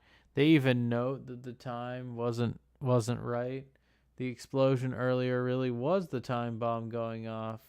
They assume, right? They use the intellectual arrogance that I was talking about, that despite not what happened, they assume that it was something beneficial for them. So they go in, and that's it. And then we go back to this. We're going to sort these a little better. I know they might not be in order next time, but I want to sort these a little better to talk about particular topics. So after Yamcha his tooth gets knocked out, he decides to run away, and his plan, did you want to go ahead and share the plan? So at this point, he has basically come up with his own capsule. And he decides, well, I can give you this capsule. His own stolen capsule. Essentially. Well, we know that his capsules are stolen, right? Right. Well, he has a capsule to give to them, let's say. And so he gives him this capsule and says, here's something that you can use to get where you're going. And don't worry about it. Don't even think about it. bye. Don't even sweat it, dog. And basically assumes that that'll just work. And I guess he's right, because everyone's like, cool. Well, that's partially because the willing blindness I mentioned earlier about Bulma. But right, they'll give you this capsule as an apology. It was a fair fight, Yamcha says. And then we see this. So right, like I said, I think we're gonna reorder these even if they're not in the order of the episode, because I would have liked this right after it. It's interrupting the flow, I think. Yeah, I think so. Why did it turn out this way? Why did it turn out this way? I don't know. It couldn't be because you decided to use means which were overly complicated in the first place. Real evil, real malevolence would have simply taken from the camper what they wanted instead of doing this elaborate scheme, which ends up backfiring in the end anyways. I think this is some of the last stuff we have. If this isn't the last, it's one of the last. So we're about ready to wrap up. I think that it's interesting how concise these episodes sort of get whenever you boil it all down. And so you can see it's sort of like in some ways, the episode makes a commentary on arrogance. In some ways, the episode makes a commentary on your interpretation of what's like masculine as a concept. And we see different characters dealing with those same concepts across, multiple characters across multiple domains. It's just really interesting to me to sort of bring it all together into one conversation and then look back at the things that were happening at the beginning of the episode, because you can see it's like, you consider the Dragon Balls as a wish, as a thing that represents what somebody wants rather than the Dragon Balls themselves, and then you just run it back and be like, okay, this is what this character's motivation is completely just because that's where the Dragon Balls are in the scene, right? So tying things back up to themselves, the early episodes are really tight. They're really tight, yeah. Yeah, it's almost like you want to loop around the episode a couple of times, and then you can say like, oh, well, obviously it would make sense that this would be right here at this time in front of this character while they're talking about this. So I think this episode's really, I wouldn't say it's as concise as the last couple of episodes have been, because those have been really like tied up neatly with a bow, but this one's pretty close. Yeah, I mean the first 5 episodes are pretty hard to beat, because you have Oolong, Master Roshi, the first two-parter basically, and you have the introduction of Yamcha. So this one, I'm not saying it's any worse, but I actually really like this episode. I think it's especially important to note that we see a flash of malevolence in Oolong in this episode, which we haven't actually seen any real malevolence in the story so far. Because animalistic malevolence, like trying to consume someone, is not necessarily embodying the Holy Trinity that we saw in Oolong in the episode. I think that was probably one of the most important parts for me, especially since it happened at night. Another significant part that I would like to mention would be that Yamcha's wishing orientation has already helped him establish a more firm goal and a more firm path than what he was on before. And lastly, Bulma's realization that the path she was on can no longer be followed. Right. I don't think we got the frame of it, but there's a shot of her after the RPG has hit the thing, and she's just like... Yeah, she's like conked out. She's yeah. She basically, her eyes are like pointing off in different directions. Her tongue's hanging out. Like her, I think it shows her bunny ears are like askew. Like the whole, like she's so discombobulated. It's hilarious. Let's see. Chris Umbra says Goku also has a chipped tooth on the same side of his face as Yamcha, right before he kicks his tooth out. I could have sworn we had a picture of the radar. I remember having a picture of the radar. Well, it's not there now. Well, first of all, I think that's really interesting with Goku's chipped tooth. It's sort of this thing that Goku, I've got a picture, actually. Chrysombra messaged me a picture of it, and it's exactly the same in a shot before, where it looks exactly like him. It's almost like Goku is saying, like, here's something I've experienced about the world. I guess now's the time for you to learn it from me, too. Right. And so, in that way, he becomes more like Goku. And it's true, he does. And it's not an easy lesson to learn. It's a painful lesson, but it's a lesson nonetheless. Let's talk briefly about the tracking device. How did we miss that? I could have sworn we had that in here. We had like all our other pictures. Yeah, it's strange. So Yamcha hands them the capsule with the car in it, tells them, don't worry about it. Just take this. And they all kind of agree, and then they just jump in the car and drive off. He goes back, and he has a tracking device on the car, which looks exactly like a dragon radar. And that was originally why I had said Yamcha has a plan, because his plan is represented in, ultimately, that new dragon radar that he's following as well, in the same way that the dragon radar has represented a plan for other characters. I agree. And it looks a lot like the dragon radar, signifying that it's on his way. He's on the right path, right? It may not be him that is traversing the path necessarily, but at least he is. It's kind of a faux, but it's in a good way, I guess. Fake it till you make it, more or less, right? Here's a fake version, but at least you're following something. At least he's orienting himself in that direction. Right. Okay, I think that's a good spot to wrap up on. Next episode, we're going to be talking about the Ox King on Fire Mountain. This picture is amazing. I love the Ox King's design. We're going to be talking about what the Ox King symbolizes, how his appearance is significant, and his relationship to some of the characters in the show already established.